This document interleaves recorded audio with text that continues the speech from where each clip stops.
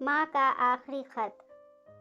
रात के 12 बज चुके थे। माँ कभी दरवाजे की तरफ देखती तो कभी एक नज़र घड़ी की तरफ। माँ की आंखों में और चेहरे पर चिंता साफ नजर आ रही थी। थोड़ी ही देर में दरवाजे की घंटी बजी।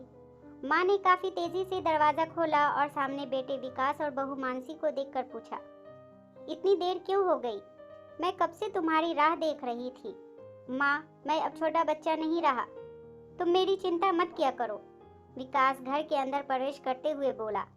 माँ दरवाजा बंद करते हुए तभी बोलती है, बेटा कितना भी बड़ा क्यों ना हो जाए, माँ के लिए हमेशा छोटा बच्चा ही रहता है। चलो छोड़ो, हाथ पैर धो लो, मैं तुम्हारे लिए खाना लगा देती हूँ। माँ जी, हम बाहर से खाना खाकर आए हैं, आप खा लीजिए, हम सोने जा रहे हैं, बहू मानसी ने कहा। लेकिन मैंने तो तुम लोगों की पसंद की खीर बनाई है, आओ थोड़ा थोड़ा खा लो।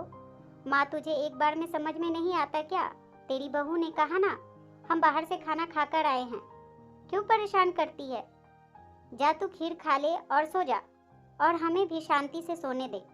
माँ अकेले कैसे खीर खा सकती थी और उसे बिना खाए नींद कैसे आ सकती थी?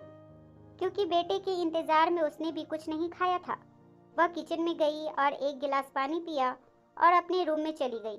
सुबह 10 बजे विकास की आंखें खुली। बाजू में मानसी अभी भी सो रही थी। विकास हॉल में आया तो लैपटॉप के पास रखी एक चिट्ठी पर उसकी नज़र पड़ी। यह चिट्ठी किसकी हो सकती है? यह देखने के लिए उसने चिट्ठी खोलकर पढ़ना शुरू किया। उसमें लिखा था, मेरे लाल, तू सोच रहा होगा कि एक ही घर में रहते हुए यह चिट्ठी क्यों मैं तुझे लिख रही हूँ। तुम्हें बोलकर भी ये बात बता सकती थी। अगर तू मेरी बातें सुनना चाहता तो किसी एक्सप्रेस गाड़ी की तरह तू आता नहीं और कुछ ही पलों में निकल जाता नहीं। खैर वो सब जाने दो। कल तुम्हारा जन्मदिन था, इसलिए मैंने खीर बनाई थी।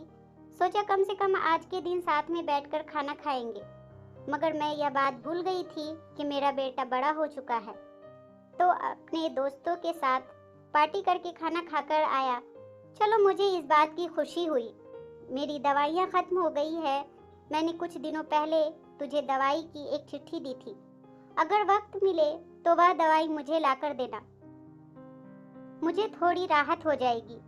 विकास को याद आया कि 4-5 दिन पहले माँ ने एक दवाई की चिट्ठी दी थी। उसने अपने ऑफिस के बैग में जाकर उस चिट्ठी को तलाशा और उसे खोलकर देखा तो उसमें लिखा था, मुझे ऐसी दवाई लाकर दो जिससे मैं अपने बेटे को भुला सकूं। विकास को रियलाइज हुआ कि मुझसे बहुत बड़ी गलती हो गई है। उसकी आंखें नम हो गई। वह तुरंत अपनी माँ के कमरे में दौड़ कर गया। सबसे पहले उठ जाने वाली माँ आज क्यों नहीं उठी थी, देखकर उसे आश्चर्य हुआ। उसने माँ को उठाने की काफी कोशिश की, लेकिन माँ एक गहरी नींद में सो चुकी थी। विकास के पास फूट फूट कर रोने के अलावा और कोई चारा नहीं बचा। दोस्तों, यह कहने की ज़रूरत नहीं है कि माँ बाप जीवन में कितने मूल्यवान हैं। उनके रहते हुए ही उनकी सेवा करो, उनसे प्यार करो। वो चले गए तो कुछ नहीं कर पाओगे। धन्यवाद। दोस्तों, ये कहानी कैसी लगी हमें कमेंट करके ज़रूर बताएं। चैनल पर नए हैं तो प्लीज़ लाइक और सब्सक्राइब कर दें। इस कहानी को सुनने के लिए आपका बहुत बहुत धन्यवाद।